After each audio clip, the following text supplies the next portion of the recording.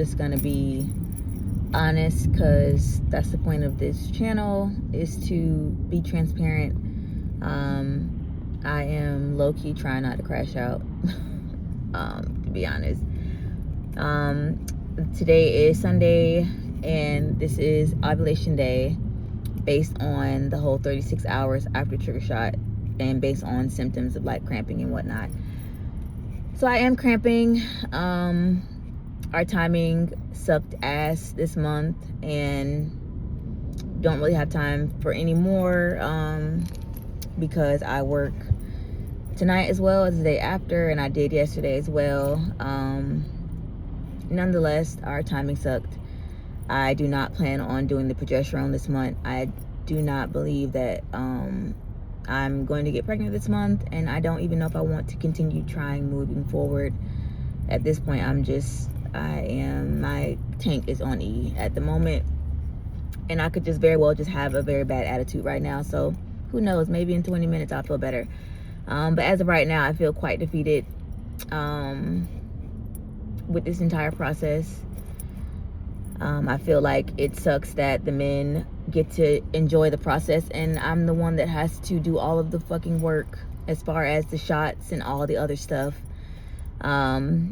So yeah, I'm kind of upset about that. But anyway, that's my rant, and I'll be back. Little update, I am getting ready to clock in a few minutes. This is 3 out of 3, nighttime nurse life, so I am exhausted. But this is technically 1 day past ovulation. I still have an attitude about this cycle. However, I feel fine. I don't feel anything different. The cramping has stopped, which kind of confirms that I did in fact ovulate. A little sore, but that's typical. So the plan is on the 23rd, I am able to take a pregnancy test to confirm whether or not I am pregnant. I don't think I'm going to do the progesterone still. I am kind of praying on it and going to kind of see what I feel. I've read online, of course I Googled, should not have Googled, but that there's still a chance. So I don't know if I want to take the progesterone just in case. So I don't know, I'll see. The injections hurt, and I really don't want to take them if I'm not. I don't mind starting them once I know I am. So maybe I will test early, but I really have not been able to test early because the trigger shot seems to last in my system like 13 days. So there's not really an early day for me to test to know for sure if I am or not. So I'm thinking maybe I will test 14 days past trigger instead of 16. So that way I can start progesterone at that point if we are. So we will see. If we are not pregnant this round, we have 2 more cycles of either IUI or timed intercourse before it is no longer covered through VA, and I would have to pay out of pocket. So the plan is not to get to that point. So we will see, but happy Monday. I will check back in a little later. I've been trying to just keep myself busy and not really think about the 2-week wait, because even though I know I didn't really, our timing was not great, in the back of your mind you're still hoping that it worked. So we will see. All right, talk to you guys later. All right, good morning, fam. So let's get into these updates. We have quite a few to talk about. So where do I start? Okay, I think the last update that I gave you guys was that it was trigger shot night, and I gave myself the trigger. And so I had a small little crash out in the car, and our timing was not that great this cycle. And so I did decide not to do the progesterone, because progesterone is what stalls my cycle at the very end when I'm waiting for my period if I'm not pregnant. And so because I was thinking that our timing was not that great, I really didn't want to take progesterone shots. 1, because they hurt, and 2, because I've never officially had anything wrong with my progesterone levels. So I didn't think it was super imperative to have to take it, especially when I knew that there was a low chance of me actually conceiving this cycle because of my timing. And so, yet still, I remain hopeful. I did a little bit of testing off camera, just to kind of get a basis on if maybe the progesterone was holding the trigger shot in longer in my system. And what I did find out is that the trigger shot exited my system way faster without me taking progesterone. I don't know if that's like a thing or if that was just a coincidence this cycle. But the trigger shot was out of my system way faster. And then I had it where I tested, and my Wanfo cheapy test showed a line that got darker, and before we all get excited, it was a very, very bad indent line. So I threw the rest of those Wanfos away because my first response test was negative. So today I am actually 13 days post trigger. So I would be around 11 or 12 days post ovulation. Typically, I don't get a cycle until 16 days post ovulation with the trigger shot, and I started spotting yesterday.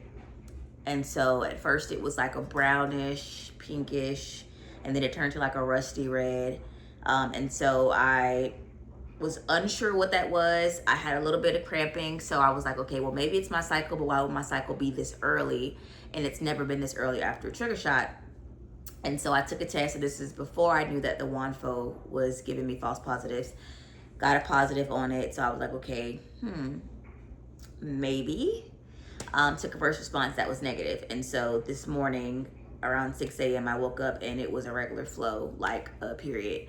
So I actually started my period early, which has never happened with a trigger shot before. I'm still not sure why it started. I'm not going to question it too much. It is what it is, and we're there now. So I talked to my clinic, let them know that we are ready to go on to the next cycle. And so I am awaiting a new prescription for the Menopur. I do have 6 days worth, but I typically take about 9 days worth of Menopur each round. And so I'm about 3 days short. And then I still need a trigger shot for the next round. So that is where we are. This cycle, our third cycle of Menopur and trigger shot was unsuccessful. And so we have 2 more left before we have to come out of pocket and figure out our next step, which is the next subject. So I am so confused on what I want to do. A part of me is like, okay, we can go to IUI because we've done time intercourse. But IUI is expensive out of pocket. It's expensive in general. And then out of pocket is expensive. So it's like, you can do IUI, or we can go straight to IVF, which is a higher chance of it working. And then we won't have to do so much of the stimming and all of that stuff every time. I can just have embryos and we transfer. So I talked to my husband, and based on our setup and our life, it looks like we are going to do 2 more rounds at the time intercourse. Prayerfully, we get pregnant on one of these. And if not, then we are going to consider moving on to IVF.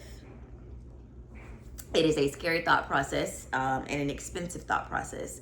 So I'm actually looking at CNY in Sarasota, Florida, and possibly being monitored here. Or I'm looking at possibly doing it with a facility here where I'm at, and then just, paying, because I do have some fertility coverage, about 25% of the process, and then the rest would be on us. So I'm kind of trying, if we do CNY, it's all out of pocket with no insurance coverage. So I'm trying to see which one we're going to, spend the less and it be more beneficial. The thing is, with Sarasota, we can't just get there randomly. If we need to, we would have to plan travel. We would have to take off work. More so my husband, I'm off in the morning, so I don't really have issues as long as I can get back enough time to make it to work that night. So I am kind of leaning towards a Jacksonville facility, even though it's more expensive because of our life setup. My husband works 2 jobs. We have a 3-year-old who has to get to daycare every day, so it's just a little bit more feasible to do the process in Jacksonville than to try to travel. So I am considering going ahead and setting up a consultation with one of the facilities here to kind of just get a idea of what the process would cost. The facility that we're at now also offers IVF. I am not sure of their pricing, so I may consider doing a consultation or a sit down talk with him to kind of see what it would look like. Because then there's thoughts of, would we want to do PGT testing? Would we want to, when you mean we would do a frozen transfer and not a fresh transfer? Or would we want to do a fresh transfer for one and then PG test the other? So it's a lot to consider and think about. So as of right now, we're not there. So I don't want to jump down that bridge for now. I do want to just have it in my thought, if we are going to go that way, that we are already mentally kind of set on it. We also have the option of just going through an OB and doing some letrozole cycles with just letrozole and normal timed intercourse at home without the monitoring and all of that. So that's an option. Honestly, at this point, I really don't want to do the letrozole. I just would prefer to just go ahead and do the IVF process. So that is where we're at. I am not as bummed out as I thought I would be. I've actually looked at my calendar, and typically I take the menopause for about 9 days, typically trigger on the 10th. And this, based on my cycle, it would land when we already have a date night weekend planned and a kid-free weekend, which is great because we're off work. We're gonna have a good time. We're gonna do some game night, R&B night. So it just works out where maybe it will just, the timing will catch us when we're just naturally having a great time and not so forced. So I'm excited about this cycle. I am making sure that I faithfully take my prenatal vitamins. I'm going to work on decreasing my sugar intake. Trying to exercise, push way more water and coconut water. And I'm going to see where give these last 2 cycles the best chance we have at them working, and then God knows the rest. So that is my update. We are not pregnant this round. We are moving on to the next round, which is our 4th cycle of menopause.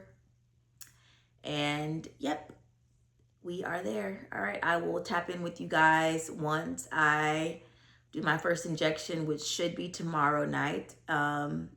And then, yep, same thing. Do those injections, do our ultrasound visits, and then when he says it's time to trigger, we will trigger and we will try to make a baby. All right, keep us in your thoughts.